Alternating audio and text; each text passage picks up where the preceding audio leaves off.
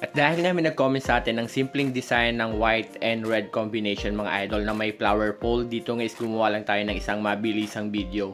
Sa bawat gilid mga idol is naggawa lang tayo ng 4 na pole para gagawin nating crown pole design.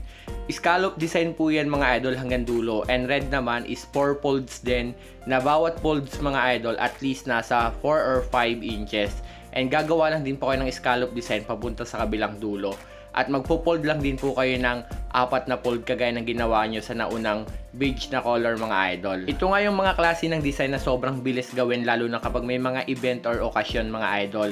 Sa ganito ngang tela mga idol, at least meron lang sana kayong 7 to 8 yards depende sa haba ng table. Sa 2 meters sa table, at least meron kayong 8 yards is sobra na po yun mga idol. At para naman po sa full video guide nito mga idol, may full video guide na po ako nito, na-upload na po natin sa pinakababa ng ating mga regular videos, or pwede nyo rin po siyang i-check sa ating YouTube channel.